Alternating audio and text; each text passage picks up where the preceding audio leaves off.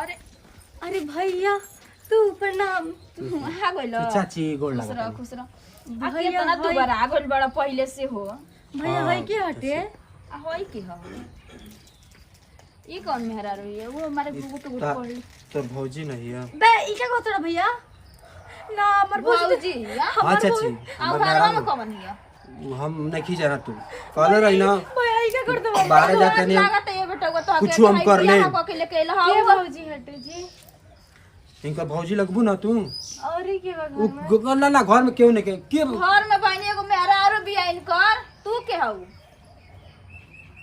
अरे ना को बताई बुआ कि मुहां ताला लगा के आइल बड़ू हम तो इनका से बियाह कइले बनी जी। बियाह कइले बानी हां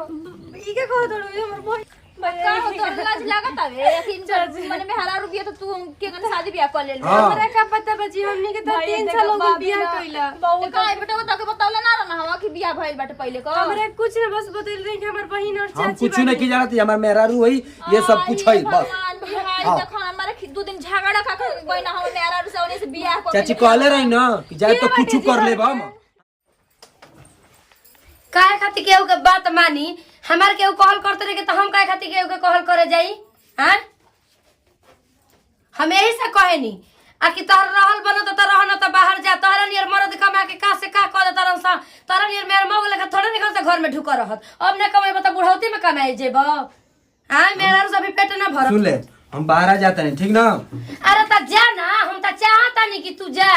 तू काहे ना खजा एक दिन रोबू तू हम जाना तनी अरे तोहरा खाती अब मर जिम ना तो बिखला खबू कि रहला त कितना घर में झगड़ा होत रहे दूरी बनोला त कितना प्यार दुलार होत रहे अरे जा ना जा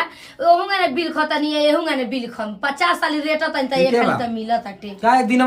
रहली दिन भर गायब तो रोत रो निके नहीं खेलागत रहता त तनी एची हलवत रहलू निक नहीं खेलागत एची हलिए हलिए ओ तन त हमर काम होगे को तनी काम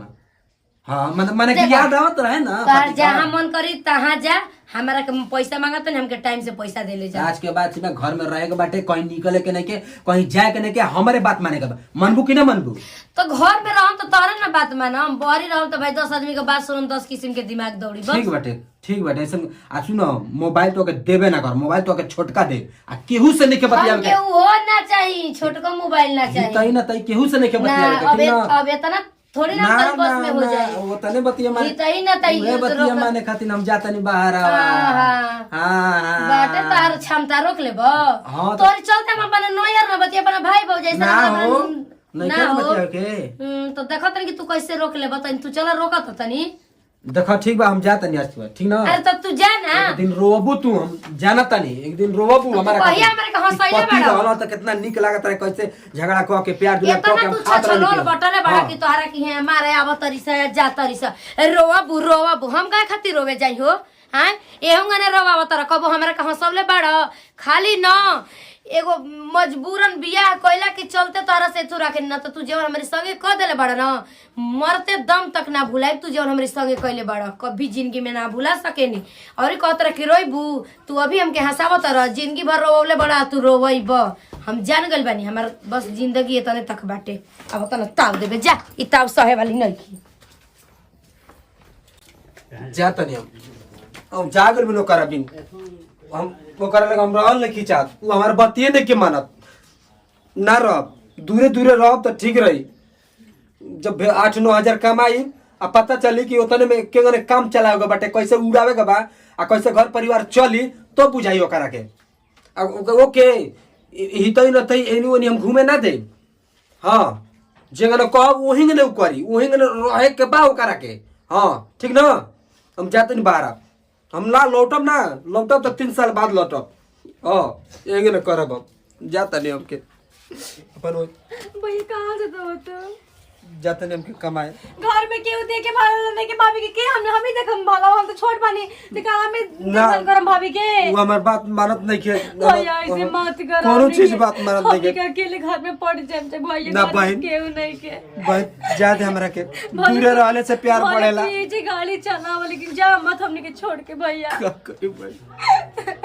हमरो तो मन नहीं के कर भैया तू मत जा कि हम घर परिवार में हम रही घरे मिलजुल के रही परिवार के साथ रहे धरौरी रहे के चाहिए कि घर फैमिली में अपन मिलजुल के रही जे बनाई जे खाई जा अपन तू ये जे काम कर ना भैया मत जा भैया भैया तोर भाभी के दतिया ना तोर भाभी के दतिया हम भाभी के समझा दे भैया चलो ना मानी बाजार में है भैया हमके जाए दे भाई हमें घर में ना रहो भाई ना भैया मत हम भले बाहर जाके रूम लेके रह जाए ना भैया ना मत तू छोड़ा मेरे के बम्बई जाए ना मेरे के भैया मत हम बम्बई रहो अपन वही जो कारखाना में काम लोहा कंपनी में काम चलो भाभी का मना ना भाई हमके जाए दे भैया मत ना हमके जाए दे बम्बई भाई तू बस कुशल मंगल से रहिए भैया है ने भैया के बहन का बहन देख अगर राखी के दिन आई ना तू बस फोन कर दिए ना हम भैया पैसा तोरा के भेज दे पैसे की तू अपने बात के नहीं सूट कपड़ा कॉपी किताब सब किन ले ये भेजा तो तू अपने आप से जाता बनू जा। हमरा पता पे कि तू अपने से जाता ना तोर भाभी भेजती है हमरा के जा कमाए ई के कह देना भाभी के दे देड़ी हम जाए बम्बई वही जो रहो अपन खाए पिए हम भाभी के समझा जेने रुपया 200 400 जेने कमाई महीना में भेजो उतने भेजो उतने से उनके काम चलाएंगे भैया बेटे सुन ना तुझे 5 रुपया तू कमा हमने के वही में खुश बन जा चलो हम भौजी बहन हमके मन नहीं करत कि घर छोड़ी अपना बहन के छोड़ी भैया तारा मन नहीं कर जाएगी तो चलो घर में हम भाभी को भी ना समझाए चलो भैया ना भैया। भैया तो कि हमार को सब ना बस बहन के जाए दे बम्बई हमारे आज 8:30 बजे ट्रेन कसम बस एक बार तू चलो घर में समझा दे दे भैया कसम मत कहे दे तेरे भैया भाई मत रहो भैया चलो घर में चलो मत रहो काहे रो चलो हम भौजी अभी भाभी के समझाओ तो भैया अब भैया अपन मत ख्याल रखिए ठीक ना बोल तक राखी बांध लेकिन तू कुछ भी दियो मत हम ये में खुश बनी भैया ना बहन हमरा के जाए भैया दे मत हम मन भी आ गेल बा हमर बहन भैया मत जा अभी भाभी के बताओ तन की काहे भैया के भेजते आखिर कौन दुख बाटे कौन कमी बाटे जो भैया के खिदरत तड़ी भाभी अभी अभी जतनी भैया के रोके कहाँ गइला भैया कहाँ गइला भैया मत जाते भैया तू मत जा भैया भैया रुका ना भैया तू रुका ना भैया ए चाची चाची है ना चाची सुन जी का जी बाबा जी वो बम्बे हम चले बम्बे बाहर हम चले बात सुनी पहले बतिया तो सुनी चाची ना, हमार भैया जरा ना, हम बाहर चल रोका जाएंगे। ना बात ना तो रहो। पहले बतिया भाभी भाभी रोवत नहीं जी भाभी भाई लका हो चाची भाभी खेत रो तनी भैया के रोका हम ना चले अपना चाची बम्बे वही जो कमाए बोला लिया का हो ना आई 10 साल बाद आई भैया ना तो मर जाए तब आई हम ना भैया ये मैंने बतियावत नहीं जी का पहले बताई बतिया तो कुछ बताई बोल चाची रोका ना भैया के जात छोड़ चाची। के हमरा कुछ पहले झगड़ा उठ पहले का हो चाची हम का बताई हम इतना नहीं की जाना चाची लेकिन का ये पहले जी आप बताई ना का चाची हम का बताई हम जब से बियाह भइल बा तब से हमार बात नहीं के मानत वो घर से पोटत नहीं के वो खाली रुपया खोजती है खाली रुपया खोजती है चाची कुछ कर का हो गइल हम तो गइल तो कहीं एगो साड़ी ओढ़ के कहत रही देख ई ना कोनी के एगो साड़ी खरीद देई चाची पैसा ना रहे पापा भैया मेरे भैया मत जा भैया का हो मत गइल जा एगो साड़ी खरीदे खातिर ना तो का हो गइल पैसा ना दे सकी ना जब अगुआ रही रह के काम धंधा का कर करी चाची घर के खर्चा चलाई उनका पैसा पूरा करी भैया चल मत घर चल ना ना हम घर घर चलिए, ना बात चाची नहीं हमके चल- छोड़ दो ना चाची तुम्हारा हाथ छोड़ दे चाची हम ना हमको घर हमके छोड़ दो भाभी के अब भाभी आ गई ठीक है चल घर चल तो घर ना चाची हम घर से भैया बात घर रखे चला भैया घर चला ना मन बता भैया ना एनी सुन का भइल हो घर में चाची चाची भाभी भाई अब हम का करी उनको खुशिया के भागल जाता ना चल वो भौजिया कुछ बोल लिया ना हो उल्टा सीधा चाची जान तड़ू हम तो खेल के उतरी अति फिर भैया निकल ऑन ग्राउंड वो कौन भाई मेरा रू एगो में दूगो पैसा जीवन खाली खाली मारत करेली 24 रहते घंटा कहाँ से पैसा दिया ना हमार अब भैया बताओ कहां जाइए कहां ना जाइए खिसिया के हैं चल गई ना चलो घर चल बुआ जाके बताओ उनसे चलो का रो चुपचाप चल यार चाची, भैया बताओ चल मेरा रुके सोचे के चाहिए ना अब बेटा को कहां गइल है कहां ना गइल है इतना चाची हमके घर उदास एकदम लगे लगल मन ना घर लगे बैठल पैसा नहीं खाना खराब होता है तुम लोग को समझ ना जाए के चाहिए चलो हम समझाएं भाभी तो बिल्कुल नहीं बताओ समझाती। भगवान जी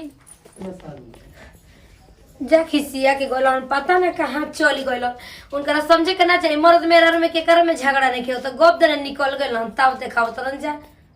वो तर रोते रहनी अब रोते रह हम का करे के बाटे बाड़ी नहीं एगो ननद उ नहीं संगे बोलम बती आइब रह चल तने हम आराम से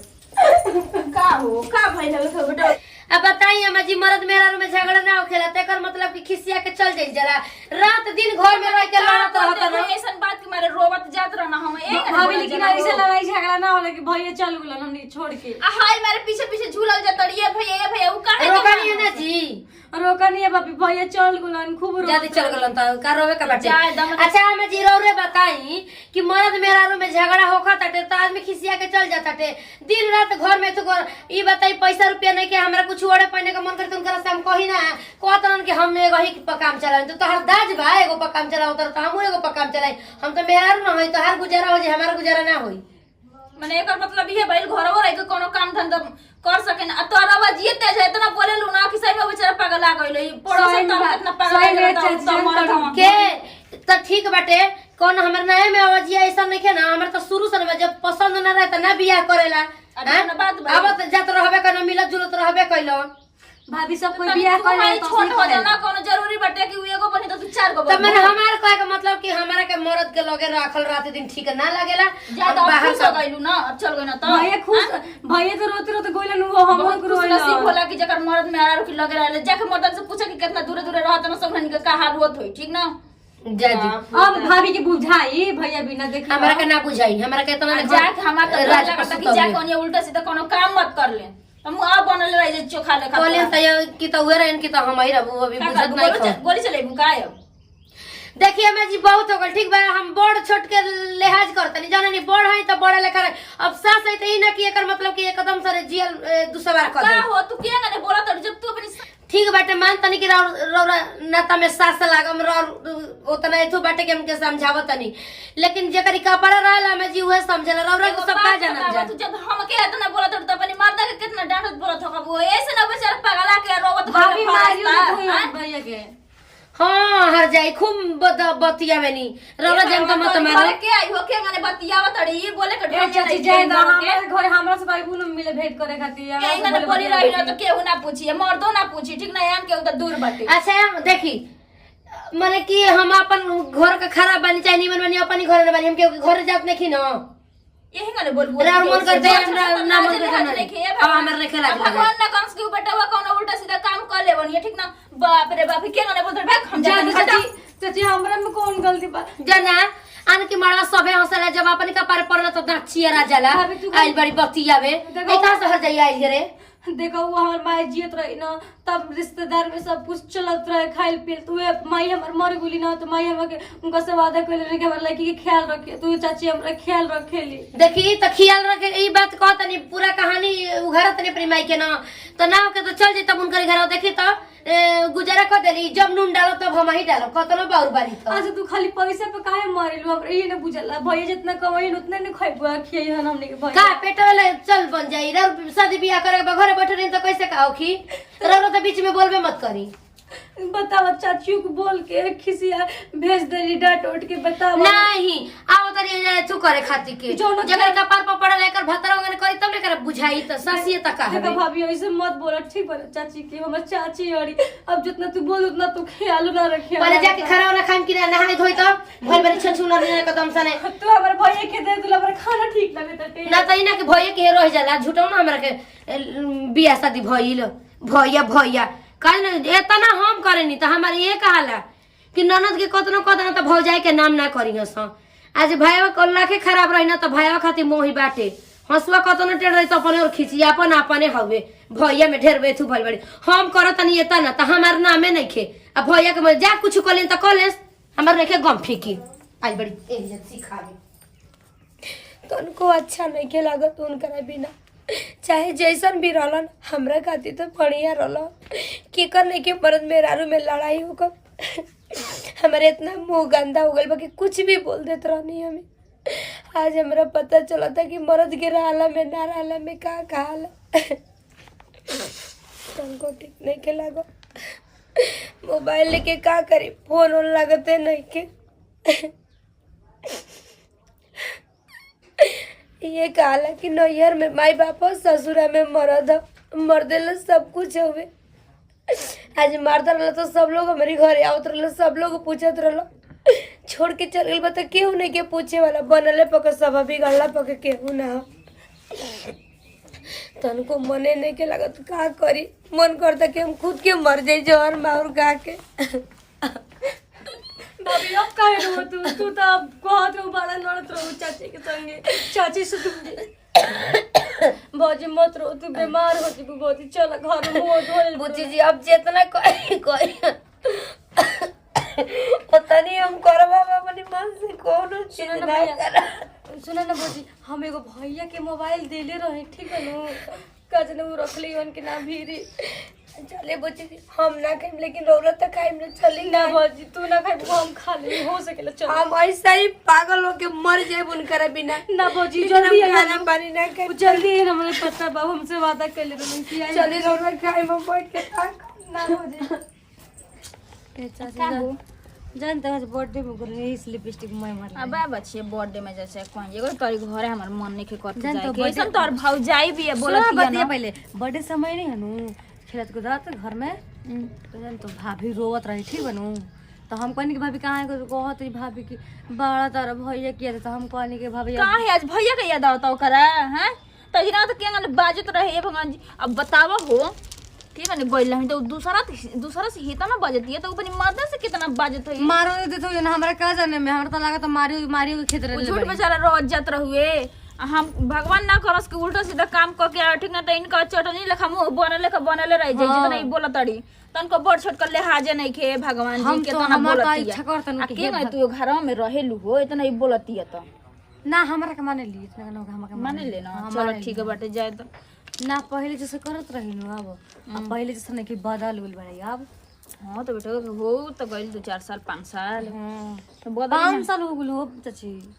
हो गइल ना 5 साल के ने रहती है वो घर में फोन करे ना कि ना करे ना मोबाइल ले बन भैया हमार का मोबाइल ले नहीं खाएगो छोटा की आ ले ले कुछ देली मोबाइलिया ई कुछ ना दियाली ओके जान तड़ू लेकिन गोइबो ना कने का करी एक शुरू बानी घर को तो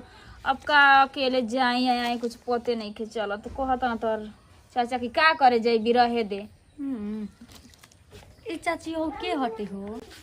लाल चुनहड़ी उड़ ले बिगो लड़की आ ऊ तो बेटा औरत हड़ी तोर भैया हूं ऊ मैं हैं अब लड़की कैसन लौकती चुनरी उनरी ओढ़ा ले आ ये भैया हम तन चल के देखो जी यू कहता चलो तो सनी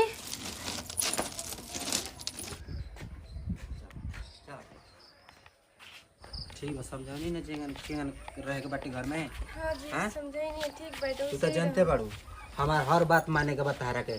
ठीक ना जेंगन कहब जोन रास्ता पे कहब चले के वहीं ने तहारा के कर गए बाटे वही से बियाह शादी कइनी है 12 में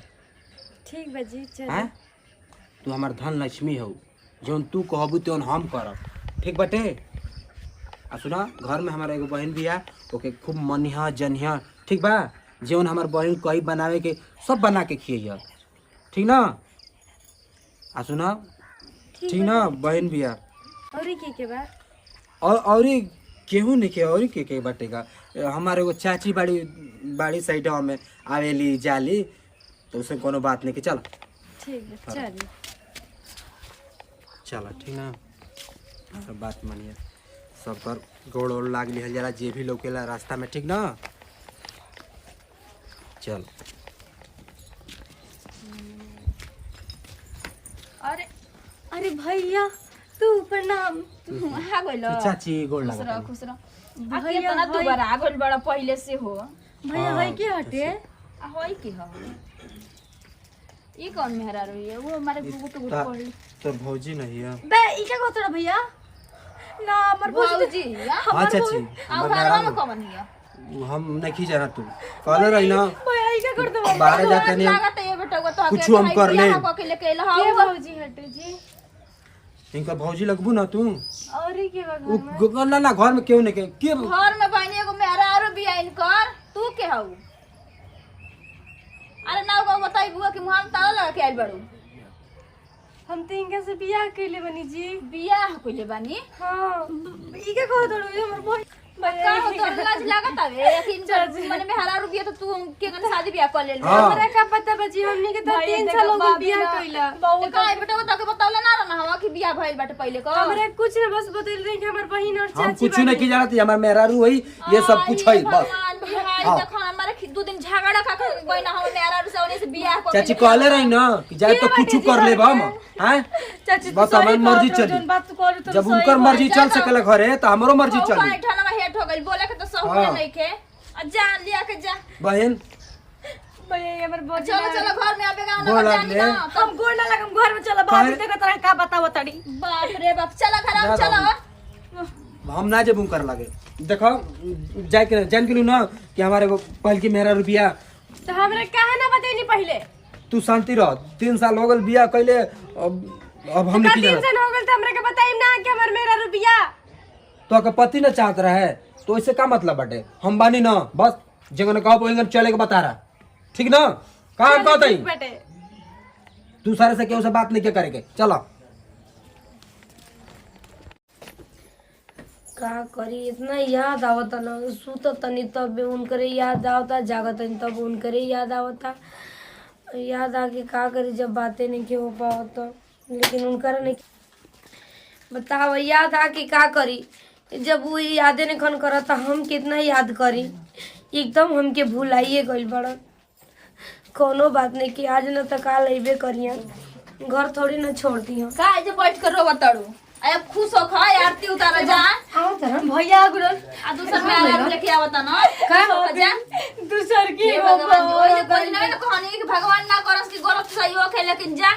बड़ू नसीब का तेज तुम हम भाभी लता रे मैं मन से खत्म हो गई यही से मरद के ना तनी दबिया के रहे के चाहिए मेरा रुके मरद के सामने का समझ लू तू तो चढ़ बढ़ के बाप रे एगो बोलिया तो तू दूगो बोलबू ऐसा नहीं कि हो सकता मैं जी का कहतनी जी की बियाह अब तू अपन आंख से देख ले बचिए तो के विश्वास हो जाई देख लो भौजी देख लो हाय ओ माय ओ दादा आराम कर अब हम कैसे भौजी चुप हो अब चुप हो जा हमारे घर में देखो तो लजाए के लेके ना कोनिया बने के बटे ठीक ना और शान से ठीक ना मम्मी जी रोत नहीं मम्मी जी ना उहे में रहू आई हमारी भाई हाँ। अम्मा जी जाए पड़ कहे खातिर चलो अब हमरे जी हमें को ठीक है जी अक्का जी मैंने एकदम दिला कठोर हो गई बकाया छोड़िए हमरा के आई को में को दिया आले चुप हो जाओ हम ना चलले रही ना कि रोरा हमरा से तो ऐसे करब ठीक बटे ना अरे बचत को के हमारे बात माना बू। पता कर लेवे के तो बोली बात ना की मन 3 साल से तो बातें मानते 3 रहते वे नहीं रहता उन्हें नहीं खेजा के ना एकदम लेके शान से रह भाई हाँ, ये हमारे मेहराबी हुई और सब कुछ ये है ये हमारे धर्म पत्नी एक घर में हक नहीं खेता हरा बिल्कुल हक हिंग करा भाभी हक बाटे ये हमारे घर हमारे बाबूजी का घर है ठीक ना जगन हम तो हे करे के सरकार काहे चली के लिए हमार हे ठीक करे बा के जब वही के लिए आवे करे बस ये हमारे जाने का हो हमारे जान ठीक बाड़ू हैं लो जे बड़ा हो आई लव यू दादा लाज शर्म नहीं ये हमारा सपना ये हमारा सब कुछ है गलती उल्टी नहीं ठीक चला उन्हें नहीं के बतिया के तू चला है नहीं नहीं चला तू ना चला हमार रानी हमार करेजा ठीक बटे लेके घर में गला ना हम हो एगो जा दे चुप हो जा अपन जीत को के ना देखनी तो कोई ना का कहत रहे ना भाभी ऐसा ना लागल बड़ू उल्टा सीधा काम कर घर में कैसे लेके अइला मैं तो हमने हम राम तो वो ना वो रहे तो हम ना